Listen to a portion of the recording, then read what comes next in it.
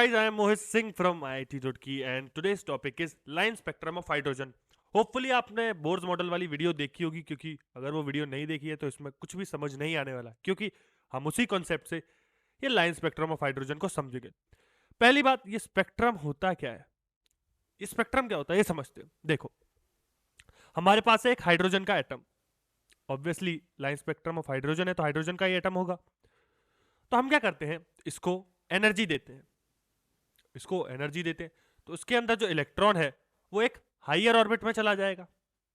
Higher orbit में जाएगा या नहीं जाएगा? ऑब्वियसली अगर एक हाइड्रोजन एटम है, उसको एनर्जी दी तो उसके अंदर जो इलेक्ट्रॉन है वो हायर ऑर्बिट में चला जाएगा। तो मान लो वो चला गया किसी nth ऑर्बिट में। nth ऑर्बिट में चला गया, इधर पहुंच गया हमारा electron. This is our electron, ठीक है। इसके नीचे कई सारी ऑर्बिट होंगी,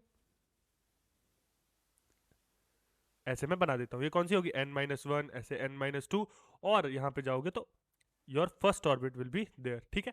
तो देखो अब क्या होगा, जब ये इलेक्ट्रॉन नीचे आएगा, ऑब्वियसली बात है नीचे आएगा, नीचे जब आएगा तो ये मान लो n-1 में आ गया, तो nth ऑर्बिट जो है हायर एनर्जी की है, हायर एनर्जी की है, और जो n-1 है वो comparatively to the nth orbit it is lower energy, it is lower energy. तो हम क्या देखते हैं कि ये जो एनर्जी का जो गैप है, हायर एनर्जी लोअर एनर्जी का, और जो गैप आता है वो बेसिकली होता है और फोटोन की एनर्जी का। इसका मतलब क्या है, जब एक इलेक्ट्रॉन हायर एनर्जी से लोअर एनर्जी ऑर्बिट में आता है तो वो एक फोटोन रिलीज करता है, and that photons energy is equal to your energy difference between nth orbit and n-1। ये समझ आया?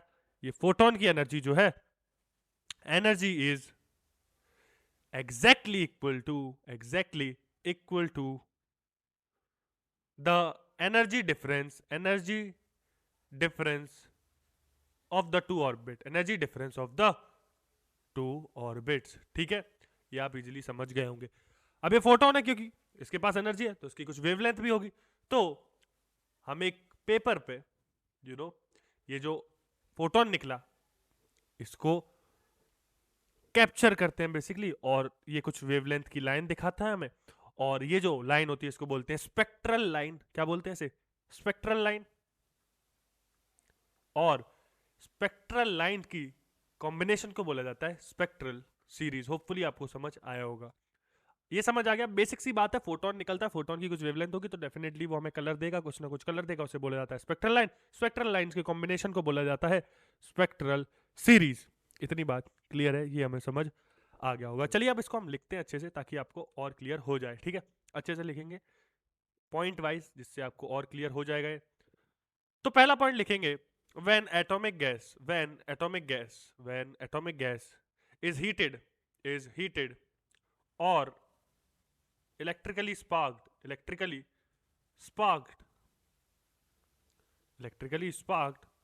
all atoms gets excited, means all ground state।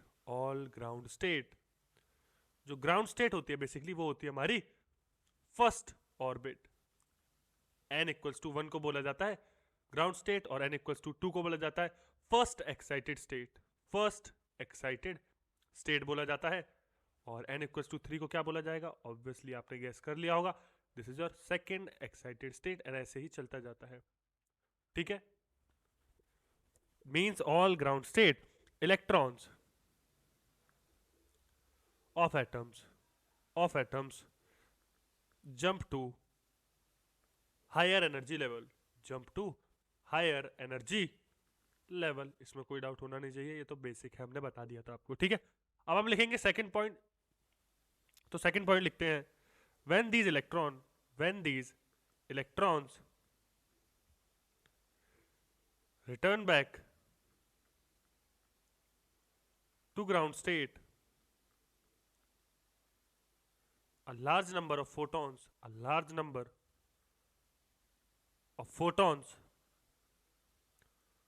of different wavelength are emitted due to transition of electron in all possible manner, all possible manner. अब इस point को समझते हैं, ये बहुत इंटरेस्टिंग पॉइंट बोला है कि लार्ज नंबर ऑफ फोटॉन्स कैसे निकलते हैं। तो मान लीजिए हमारा जो इलेक्ट्रॉन है वो फोर्थ ऑर्बिट में है, फोर्थ ऑर्बिट, या फिर इसको क्या बोलेंगे, थर्ड एक्साइटेड स्टेट बोलेंगे, इसे बोलेंगे थर्ड एक्साइटेड स्टेट। ठीक है, तो देखो फोर्थ ऑर्बिट में यहाँ क्या है, n इक्वल्स टू 3 है, यहाँ है n इक्वल्स टू 2, यहाँ है n इक्वल्स टू 1। तो हमारा इलेक्ट्रॉन है यहाँ, ये रहा हमारा इलेक्ट्रॉन। तो जब ये नीचे आएगा तो ये कितने पॉसिबल वेज से आ सकता है, एक 4 से 3 आ सकता है, फिर 3 से 2 आ जाएगा, फिर 2 से 1 आ जाएगा। तो हर तीनों जो स्पेक्ट्रल लाइंस जो इमिट होंगी, यहाँ से जो फोटोन इमिट होगा वो अलग होगा, यहाँ से जो होगा वो अलग होगा, यहाँ से जो होगा वो अलग होगा। ठीक है, अब और कैसे आ सकता है वो, या तो 4 से डायरेक्ट 2 पे आ जाए, फिर 2 से 1 आए, ये भी हो सकता है। अरे हो सकता है नहीं, बिल्कुल हो सकता है। और क्या हो सकता है, 4 से 3 जब वो आ गया इस केस में, तो वो 3 से 1 डायरेक्टली आ जाए, 3 से 1 डायरेक्टली आ जाए। तो यही होंगी बाकी सारी की सारी डिफरेंट स्पेक्ट्रल लाइंस, आप देख सकते हो। ठीक है, तो टोटल 6 स्पेक्ट्रल लाइंस में यूनिक आएंगी, 6 स्पेक्ट्रल लाइंस यूनिक। यूनिक मतलब उन सब की वेवलेंथ डिफरेंट होगी, वेवलेंथ डिफरेंट होगी। इतनी बात क्लियर है, इसमें कोई डाउट होना नहीं चाहिए, सबकी वेवलेंथ डिफरेंट होगी, हमें पता लग गया। और हम हमेशा यूनिक स्पेक्ट्रल लाइंस ही बताते हैं।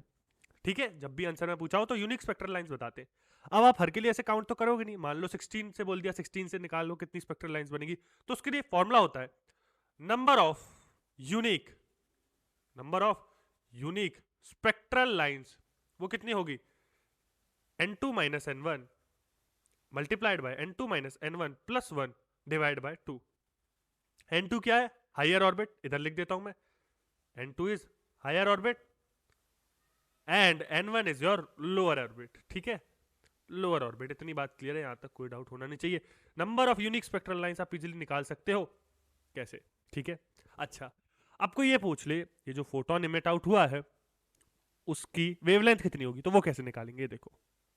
तो उसको हम देखते हैं, बहुत इंटरेस्टिंग तरीके से समझेंगे, कोई डाउट नहीं आएगा, बहुत इंटरेस्टिंग तरीके से हम उसको समझने वाले हैं। तो ओके, तो स्टार्ट करते हैं। देखो मान लो ये हमारा इलेक्ट्रॉन है इधर, किसी भी n हायर से हम रिप्रेजेंट करते हैं उसे, उसे जाना है इधर n लोअर। ठीक है, तो हम ये जो है n हायर, इसकी एनर्जी कैसे निकाल सकते हैं, इजीली हम निकाल सकते हैं, E n higher equals to क्या होगा, -13.6 electron volt into z square by n higher का स्क्वायर। अब z होगा 1 क्योंकि हम हाइड्रोजन की बात कर रहे हैं, हाइड्रोजन की बात कर रहे हैं ना अभी तक।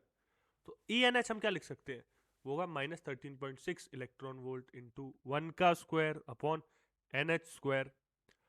सिमिलरली अगर हम बात करें ENL की बात करें तो वो होगा -13.6 इलेक्ट्रॉन वोल्ट इंटू 1 का स्क्वायर अपॉन NL का स्क्वायर। अब मैंने क्या बोला था, जब इलेक्ट्रॉन इधर आएगा तो जो फोटोन इमिट होगा, फोटोन, उसकी जो एनर्जी होगी वो exactly equal to the energy difference of this two orbit.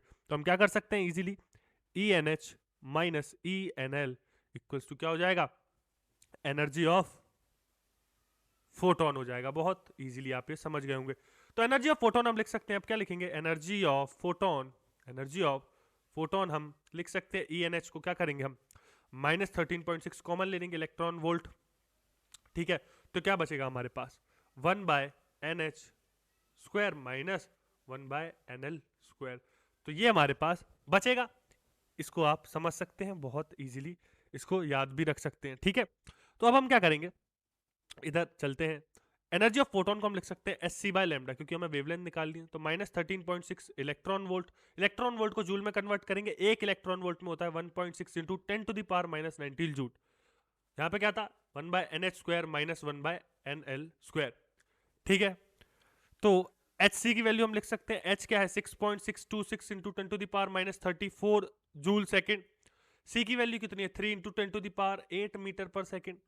तो अब जब हम रखते हैं इन सारी वैल्यू को, तो वैल्यू आती है 1 by lambda equals to RH into, यहाँ पे Z स्क्वायर भी आप रख सकते हो, अगर हाइड्रोजन की बात नहीं कर रहे तो हम Z स्क्वायर भी रख सकते हैं, 1 by NH square minus 1 by NL square. देखो हाइड्रोजन के केस में आप Z equals to 1 for hydrogen, for hydrogen. अगर डिफरेंट के लिए पूछा है तो आप Z की वैल्यू रख सकते हो, Z स्क्वायर आ जाएगा। ठीक है, तो ये जो RH की वैल्यू होती है, RH की वैल्यू जो होती है, इसको बोलते हैं रिडबर्ग्स कांस्टेंट, रिडबर्ग्स कांस्टेंट, क्या बोलते हैं इसे, रिडबर्ग कांस्टेंट। और इसकी यूनिट होती है, एसआई यूनिट होती है इसकी मीटर इनवर्स, मीटर इनवर्स। और इसकी जो वैल्यू होती है वो होती है 1.1 इंटू 10⁻7 मीटर इनवर्स। ये होती है इसकी वैल्यू किसकी, रिडबर्ग कांस्टेंट की। होपफुली आपको समझ आया होगा। अच्छा, इतनी बात क्लियर है, इसमें कोई डाउट होना नहीं चाहिए, यहां तक आपको समझ आ गया। अब देखो, अब होती है कुछ स्पेक्ट्रल लाइंस हमने बना रखी है। स्पेक्ट्रल लाइंस के कलेक्शन को क्या बोलते हैं, मैंने बोला स्पेक्ट्रल लाइंस हमने बना रखी है, उनके कलेक्शन को क्या बोलते हैं, स्पेक्ट्रल सीरीज। तो हाइड्रोजन एटम के लिए स्पेसिफिकली हमने स्पेक्ट्रल सीरीज बना रखी है, हाइड्रोजन एटम के लिए। देखो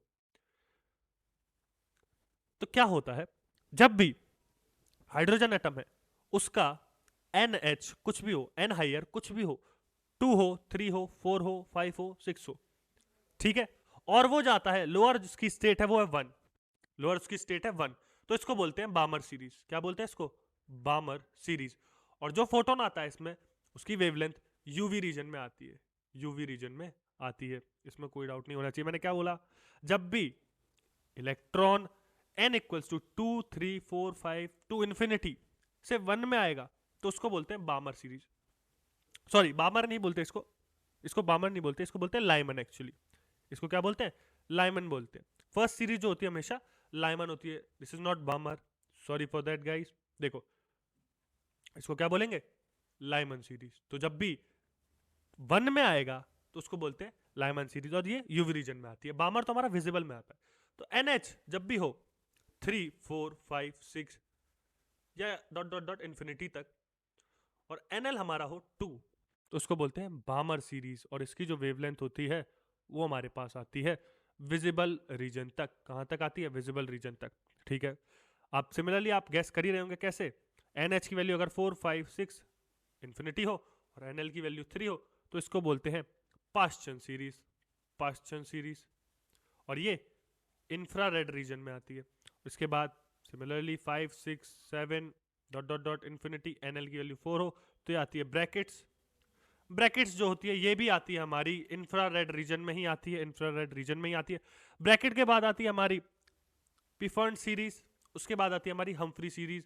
और आप इनके लिए इजीली निकाल सकते हो कैसे, NH की वैल्यू क्या होगी इसके लिए 6 7 8 dot dot dot infinity, NL की वैल्यू इसके लिए होगी 5। ये भी इंफ्रारेड रीजन में आती है।